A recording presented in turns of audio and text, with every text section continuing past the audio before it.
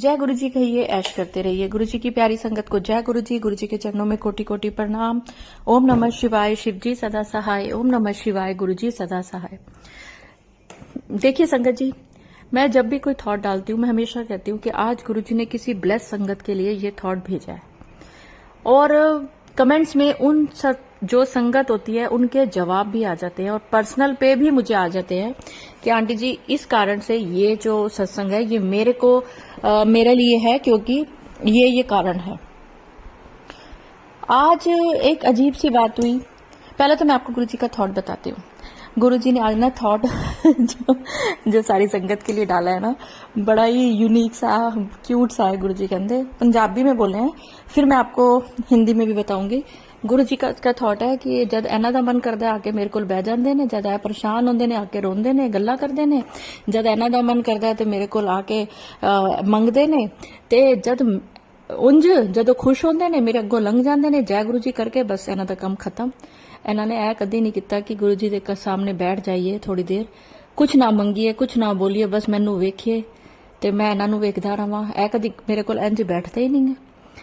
मतलब गुरु जी का मतलब ये है कि आप जब बहुत परेशान हैं, जब आपको कुछ चाहिए, या जब आप किसी बीमारी से परेशानी से जूझ रहे हैं, तब तो आप गुरुजी से बोलते हैं, गुरुजी ये दे दो, गुरुजी ऐसा कर दो, वैसा कर दो, गुरुजी मैं अरदास कर रही हूँ।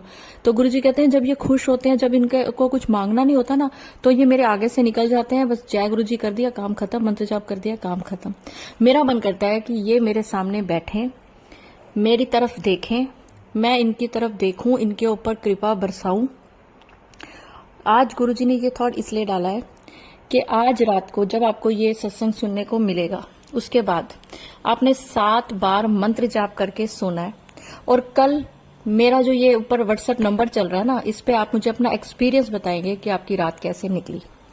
आप कितने भी परेशानियों में हैं, लेकिन मंत्र जाप तो आपने दिल में करना है ना, किसी को बताना थोड़ा है। और एक चीज मैं आपको आज और बताती हूँ, बहुत ही चमत्कारी चीज है। चमत्कारी कहूँ या गुरुजी की अपनी संगत के प्रति जो प्यार है, मैं हमेशा कहती हूँ, गुरुजी कहते हैं कि मेरी संगत मुझे भूल सकती है, छोड़ सकती है, पर मैं अपनी संगत का पल पल ध्यान रखता हूँ। कैसे, मैं आपको बताती हूँ। पर उससे पहले अगर आप मेरे चैनल पे नए हैं तो चैनल को सब्सक्राइब करें, वीडियो को लाइक करें, वीडियो को शेयर करें, गुरु जी के चरणों में अपनी हाजिरी लगाएं। ये एक सेवा है, सत्संग सुनने वाले का भला, सत्संग सुनाने वाले का भला, सत्संग शेयर करने वाले का भला। हमारे बुरे कर्म कटते हैं जब हम सत्संग शेयर करते हैं। सत्संग को पूरा सुना करें, हर एक शब्द में गुरु जी ने ऐसी ऐसी बातें, ऐसी ऐसी ब्लेसिंग्स भरी होती हैं कि आपको पता नहीं होता कौन सा शब्द आपके लिए है। और वीडियो, अगर आप भी अपना कोई शुक्राना सत्संग शेयर करना चाहते हैं तो वीडियो पर जो नंबर चल रहा है, आप इस पे मुझे शुक्राना सत्संग शेयर कर सकते हैं। मैं वो सत्संग बाकी संगत के साथ शेयर करूंगी। और सत्संग का मतलब ये है कि गुरु जी ने आपके ऊपर जो कल्याण करे हैं, आप वो मेरे साथ शेयर करें, ताकि बाकी संगत को उनके कई सवालों के जवाब मिले। संगत जी, मैंने आपको बताया था इससे पहले वाली वीडियो में, शाम वाली में, कि मुझे ना गुरुजी का ड्रीम दर्शन आया कि मैं किसी ऐसी संगत का जिसका नाम एम से शुरू होता है, चाहे वो अंकल हैं कोई या कोई आंटी जी हैं, तो मैं उनका कल्याण करना चाहता हूँ। वो ये सत्संग सुनेंगे, तेरा सत्संग उनके पास जाएगा, और मैं उसको ब्लेस करना चाहता हूँ। ये गुरुजी ने मुझे ड्रीम दर्शन दिया कि तू ये भूलियो मत, एम ऐसे बोले गुरुजी।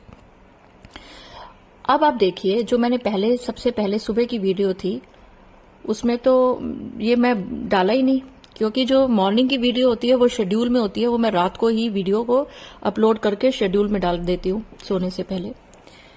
अब मुझे जब ड्रीम दर्शन आया तो जो सेकंड वीडियो थी उसमें मैंने वो डाला।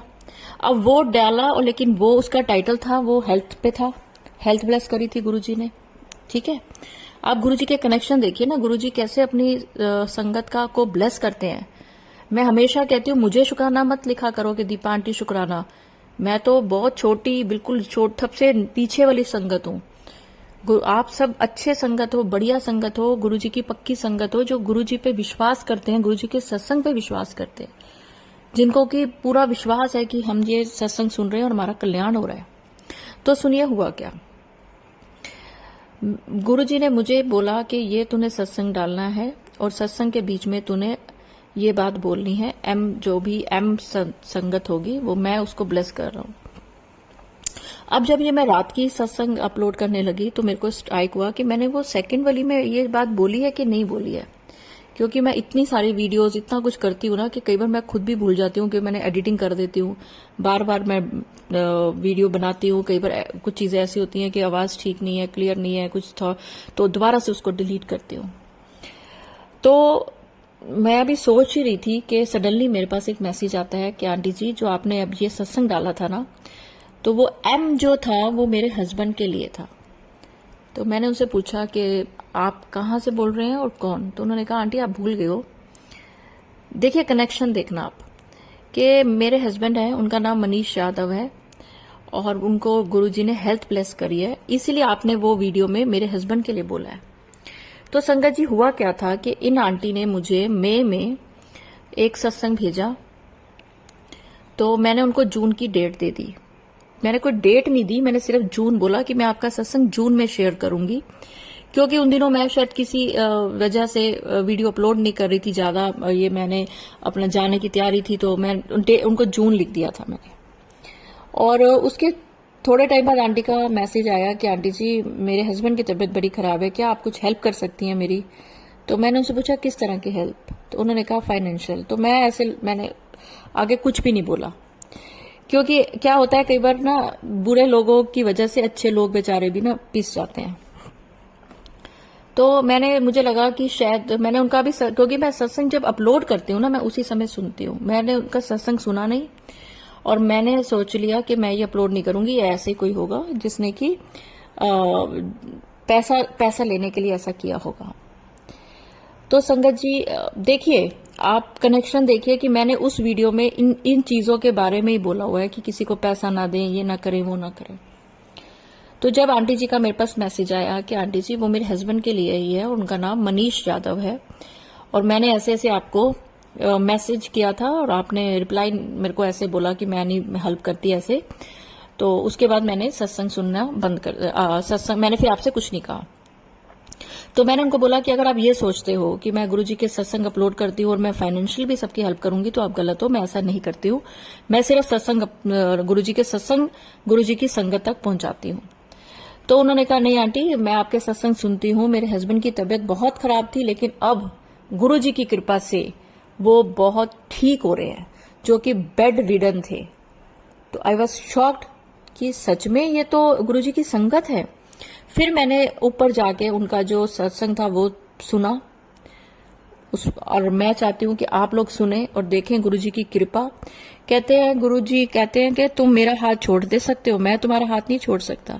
तो आज अंकल जी का सत्संग गुरुजी ने मुझे याद कराया, और वो भी तब कराया, पहले उनका नाम याद कराया और अब आंटी जी के थ्रू उस समय याद कराया जब मैं ये वीडियो अपलोड करने वाली थी।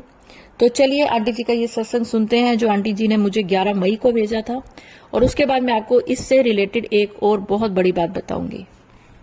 जय गुरुजी, शुक्राना गुरुजी, अनंतम अनंतम शुक्राना गुरुजी। जय संगत जी, जय गुरुजी। मैं अपना एक छोटा सा सत्संग आप सबके साथ शेयर करना चाहती हूँ, और सत्संग शुरू करने से पहले मैं आपको ये बताना चाहती हूँ कि मैं गुरुजी से फरवरी 2024 से जुड़ी हूँ, और गुरुजी के बारे में मैंने सुना था लेकिन मैं कभी वहाँ गई नहीं थी, लेकिन मन में बहुत इच्छा थी। और यूं ही एक दिन बैठे बैठे मेरे बेटे के फ़ोन में मैसेज आया था गुरुजी का, और कि तू बहुत परेशान बैठी है, क्योंकि मेरे हस्बैंड की तबीयत भी ख़राब चल रही थी और मेरी हस्बैंड की जॉब भी छूट चुकी थी। तो मैं बहुत दुखी थी, बहुत परेशान थी। फिर मैंने वो सत्संग सुना, उसके बाद मैंने देखा कि गुरुजी के सत्संग तो सबसे अलग होते हैं, क्योंकि ये वो सत्संग नहीं है जिसमें गुरुजी सत्संग करते हैं, इसमें संगत ही सत्संग करती है, और जिसके साथ जो भी गुरुजी ने मेरिकल कहो, चमत्कार करो या अपनी ब्लेसिंग दी है, वो अपनी अपनी गुरुजी के द्वारा दी गई ब्लेसिंगों के बारे में बताते हैं। फिर मैं इस तरह से गुरुजी की सत्संग सुनती रही और मेरे साथ बहुत से सत्संग हुई।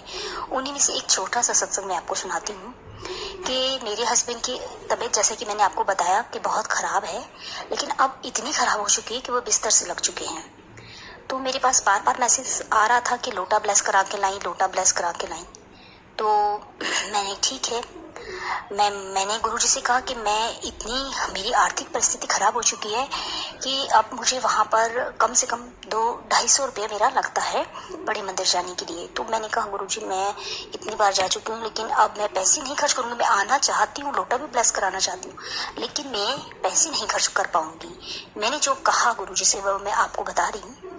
मैंने कहा गुरुजी मेरा किराया ना लगे, इस तरीके से आप मुझे बुला सकते हो तो बुला लीजिए, क्योंकि मैं आने को तैयार हूँ, मैं लोटा ब्लेस कराने के लिए तैयार हूँ।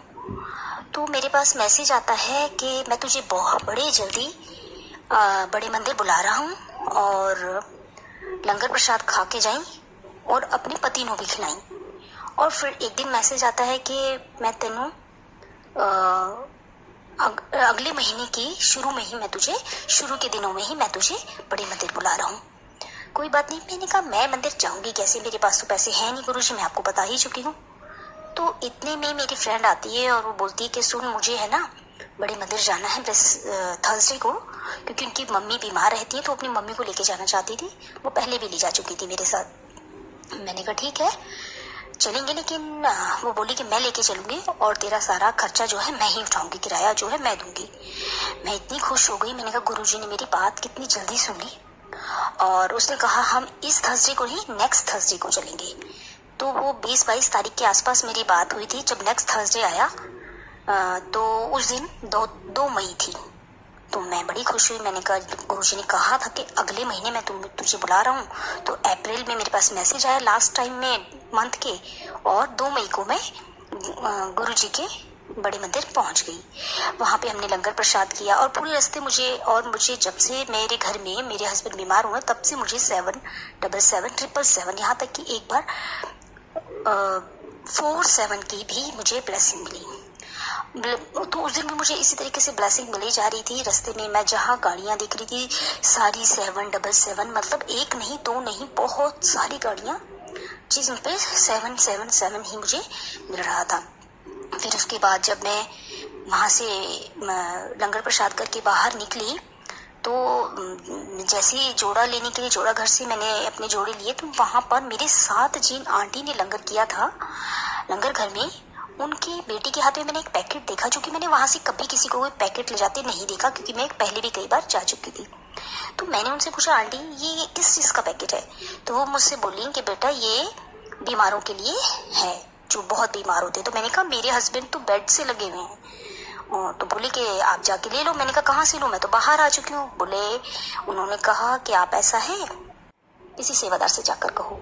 मैंने एक सेवादार से कहा, उन्होंने कहा आप अंदर जाओ और वहाँ जाकर उन अंकल से बोलो। मैं गई, मैंने कहा अंकल ऐसे ऐसे बात है और मुझे भी चाहिए ये प्रसाद। तो बोले कि ठीक है। उन्होंने मुझे प्रसाद दिया, उस पैकेट का प्रसाद दिया और एक जल प्रसाद दिया। तो मैंने कहा कि मेरे पास 2 ऑलरेडी पहले से है, मैं ले चुकी हूँ, तो मैंने बताना ज़रूरी समझा। तो उन्होंने कहा ये अब आपके नाम का निकल गया है, आप इसे भी ले जाओ। मैं वो लेके इतनी खुश हुई कि मेरी खुशी का ठिकाना नहीं रहा।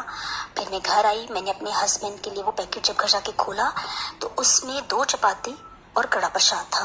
मैं इतनी खुश हुई, मैंने अपने पति को, वो उनसे खाना नहीं खाया जाता है, तो बड़ी मुश्किल से उन्होंने 1 चपाती खाई, आधी मैंने, मेरी सांस वो भी बीमारी है तो उन्हें दी, और आधा मैंने एक अपने बच्चों को दिया, दोनों बेटों को दिया और अपने पति को खिलाया। फिर उनसे खाया नहीं गया, मैंने रखा और सवेरे नाश्ते में फिर उन्हें वही प्रसादा खिलाया। तो ऐसे हैं गुरुजी जो सुनते तो हैं, क्योंकि कभी कभी मेरा भी विश्वास ऐसा डगमगा जाता है, लेकिन छोटी छोटी पुकार जब गुरुजी सुन सकते हैं तो मेरे पति को जरूर ठीक करेंगे, ऐसा मेरा विश्वास है। और क्योंकि मैंने आज तक कभी सत्संग शेयर नहीं किया और ये मैसेज मेरे पास बहुत दिनों से आ रहे हैं कि एक बारी सत्संग शेयर करके देख, फिर देख मेरे नज़ारे। तो आज मैंने पहला सत्संग बहुत मुश्किलों से शेयर किया है आप सबसे, क्योंकि मुझे इतनी घबराहट हो रही थी कि पता नहीं मैं सत्संग शेयर कर पाऊंगी या नहीं। अगर मुझसे कुछ गलती हो गई हो तो संगत जी मुझे माफ़ करना, गुरुजी मुझे माफ़ करना। जय गुरुजी, शुक्राना गुरुजी, अनंतम अनंतम शुक्राना गुरुजी। ओम सहाय, ओम नमः शिवाय, गुरुजी सदा सहाय। जय गुरुजी। जय गुरुजी आंटी। और संगत जी देखिए, आंटी ना डावाडोल हो गए। आंटी ने मेरे से बोला कि आंटी कि मुझे कोई अच्छा डॉक्टर बता दो, कोई वो बता दो। तो मैंने कहा गुरुजी सबसे बड़े डॉक्टर हैं, तो आंटी कहती हैं, जो अब आंटी से आज मेरी बात हुई तो वो कहते हैं कि मेरा ना ऐसे भरोसा सा उठ गया कि आप कैसी बातें कर रहे हो कि गुरुजी बड़े डॉक्टर हैं और हॉस्पिटल का भी नहीं आपने बताया, फाइनेंशियल भी कोई हेल्प नहीं करी।